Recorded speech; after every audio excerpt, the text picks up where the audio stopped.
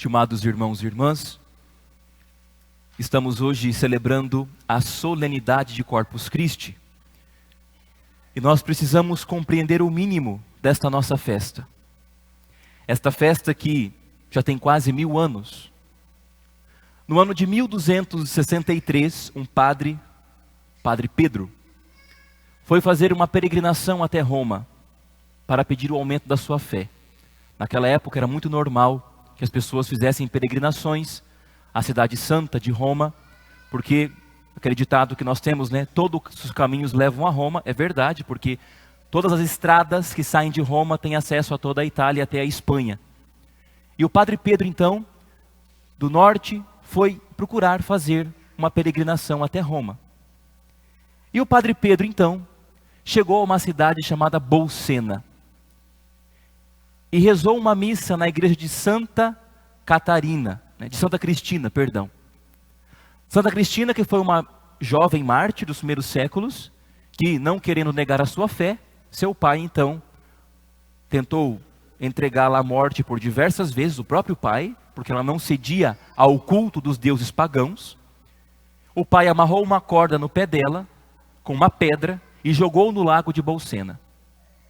E ao invés dessa pedra afundar, a pedra flutuou, e Santa Cristina ficou em cima desta pedra, olhando o pai na margem, e o pai então teve um ataque cardíaco e morreu, ao invés dela. E depois então Santa Cristina foi acometida por outros tipos de martírio, e enfim morreu. E esta pedra que tem os pés dela, estava debaixo do altar, aonde o Padre Pedro então foi rezar a missa. O Padre Pedro pedia que Deus aumentasse a fé dele na Eucaristia, porque ele duvidava da presença de Jesus na hóstia consagrada. E o Padre Pedro, ao celebrar a missa, no momento da consagração do pão, o pão começou a se transformar em carne, aquela carne começou a pingar sobre o corporal do altar, manchou o corporal, as toalhas, o Padre Pedro começou a chorar, as pessoas que estavam ali, começaram a ficar emocionadas. O padre então, sem terminar a missa, pegou o corporal, juntou ali a Eucaristia sangrando, que pingou no chão, e o padre então foi e guardou dentro da sacristia.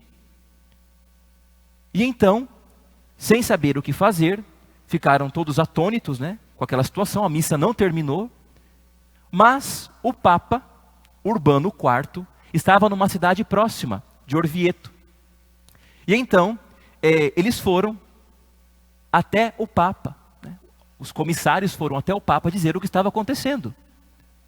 E o Papa então pediu que trouxessem até ele, o corporal com a hóstia transformada em sangue. Essa comitiva que foi averiguar na igreja antes de levar para o Papa, continha 2 santos da igreja imensos, São Tomás de Aquino e São Boaventura. Depois, o padre veio trazer até o Papa este corporal. E eles se encontraram numa ponte de Orvieto. O Papa não se aguentou, a cidade inteira ficou emocionada, e foram todos em procissão até essa ponte. E o padre veio de Bolsena até essa ponte. Quando os dois se encontraram, o Papa então se lembrou de algo. Porque anos antes, no ano de 1217, Santa Juliana teve uma visão. Ela viu no céu, como se fosse uma lua, um círculo branco manchado com uma mancha. E Jesus dizia para ela que aquela mancha é porque na igreja não existia ainda nenhuma festa dedicada ao Santíssimo Sacramento. Só existia a Quinta-feira Santa, mas não existia outra festa da Eucaristia. E então Santa Juliana guardou aquilo durante 20 anos, até que um dia ela falou para um padre. E o padre disse: não, você tem que falar isso para outras pessoas, nós temos que fazer com que isso chegue até o Papa. E se passaram uns anos. Aquele padre se tornou bispo, cardeal, e se tornou o Papa Urbano IV, aonde se encontrou então com este milagre. O Papa, quando viu com certeza aquele milagre, se recordou daquilo que Santa Juliana disse. O Papa então pediu que se guardasse aquele corporal manchado de sangue num relicário, foi feita uma igreja, foi construída uma igreja em Orvieto, que é belíssima, uma igreja gótica, que guarda nesse relicário o corporal e a hóstia, né? Ali o corporal que se fundiu com a hóstia porque se transformou, ficou muito líquida. E as pedras do altar e do chão do altar foram recortadas e colocadas na igreja de Bolsena. Então o milagre foi mais ou menos dividido, né? Um pouco em Bolsena, um pouco em Orvieto. O Papa então pediu que se fizessem as orações das missas. Porque ele queria criar uma festa, então teria que ter uma missa. E para essa missa tem que ter as orações, tem que ter orações para a liturgia das horas, tem que ter hinos para essa missa, cânticos. Então o Papa pediu que os santos, né? São Tomás, São Boaventura, que não eram santos ainda, mas todos que estavam ali se dispersaram e foram para as suas cidades. Um ano depois o Papa os chamou de volta e pediu que eles começassem a ler aquilo que eles tinham feito. E Santo Tomás de Aquino, então, foi o primeiro que cantou este hino que nós cantamos na sequência após a segunda leitura. Ou seja, esse hino que nós cantamos tem quase 1000 anos. Quando todos os outros ouviram Santo Tomás cantando este canto, rasgaram as suas composições, porque era muito belo. E Santo Tomás de Aquino, por ser um santo colossal da igreja, que compôs isso, os outros ficaram admirados e rasgaram, né? Então, a sua composição. E o Papa então instituiu a festa de Corpus Christi no ano de 1264. Pois bem, este milagre, como outros tantos, Lantiano, aqui na Argentina, no Egito, na Áustria, tantos lugares do mundo, tem milagres eucarísticos, comprovados, né, entre aspas, pela ciência. Ou seja, a ciência não tem uma explicação para tantos milagres eucarísticos que se tem pelo mundo. Mas o fato é que este milagre acontece na missa. Um milagre eucarístico acontece na missa. E a pergunta que nós nos fazemos, meus irmãos, é a seguinte: 60 anos depois do Concílio Vaticano II, em que o padre se voltou para o povo para rezar a missa, não para ver o povo, mas para que o povo visse o que estava acontecendo sobre o altar, a missa ficou em português para que as pessoas compreendessem. 60 anos depois, nós realmente entendemos a missa? Nós realmente, quando lemos esses textos que estão nos folhetos, essas orações, quando nós pegamos o nosso folheto, nós entendemos a missa? Nós saboreamos os textos litúrgicos? Se nós tirarmos, se o padre hoje não tiver folheto na mão de vocês, vocês vão saber a hora de levantar, de ajoelhar, de responder?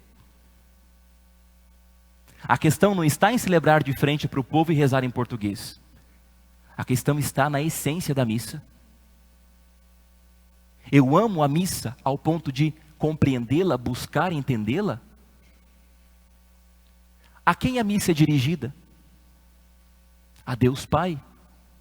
Por isso que aqui sobre o altar tem a imagem de Deus Pai. A missa é dirigida ao Pai. O padre fala com Deus Pai, pelo Filho no Espírito. E quando o padre fala com vocês, fala com vocês.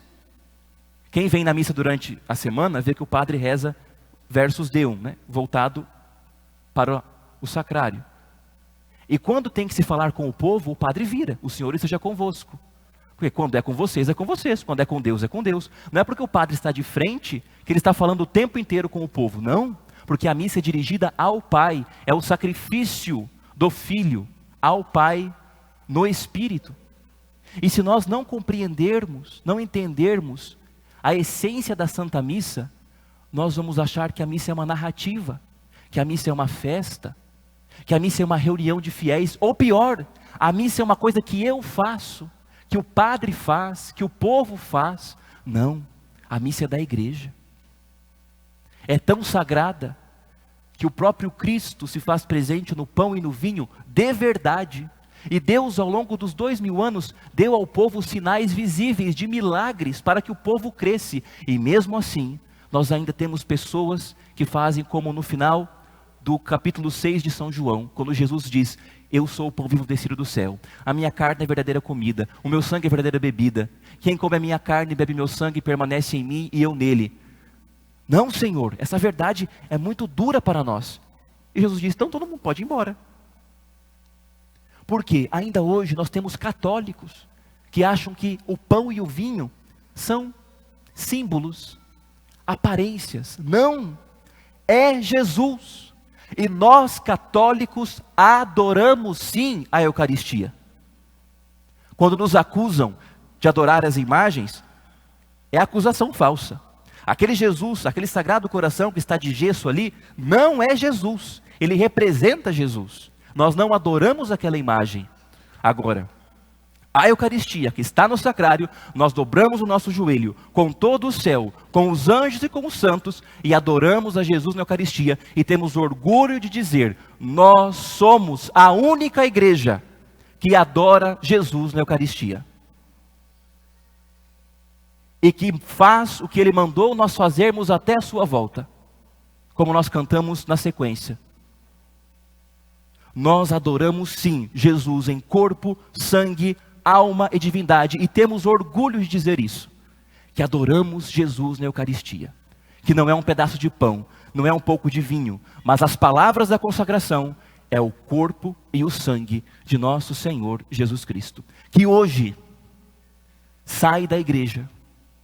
Uma vez no ano, Jesus sai deste templo e caminha pelas ruas da nossa cidade para se fazer presente, próximos do seu povo, abençoar o seu povo, estar com o seu povo, levar a bênção àqueles que não podem vir, suplicando graça sobre nós, sobre a nossa cidade.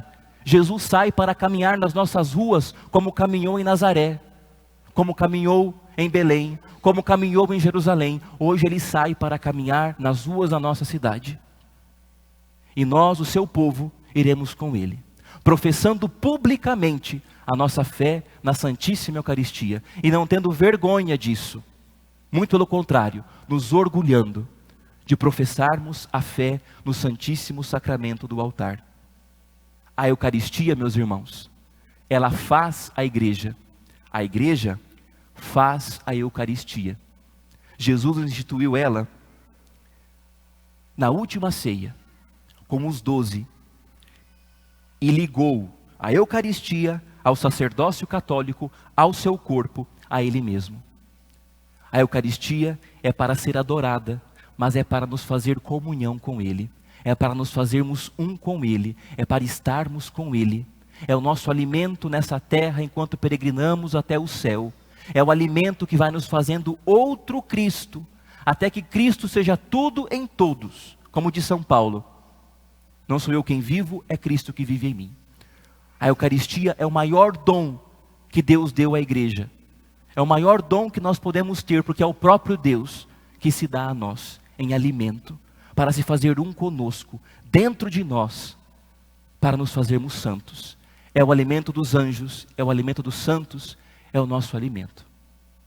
Peçamos ao nosso Senhor nessa liturgia, hoje nessa missa, que aumente a nossa fé na Eucaristia cada vez mais, o nosso respeito, a nossa adoração para com a Eucaristia que está no sacrário, com a nossa comunhão em estado de graça. Respeitemos a Eucaristia, porque é o Senhor, é Deus mesmo que vem habitar dentro de nós. Peçamos à Virgem Maria, que é o sacrário vivo da Eucaristia, a primeira que acolheu Jesus no seu ventre, ela como mãe nos ensine a adorá-lo em espírito e em verdade. Louvado seja nosso Senhor Jesus Cristo. Para sempre seja louvado. Façamos um instante de silêncio e meditemos esta palavra que acabamos de ouvir.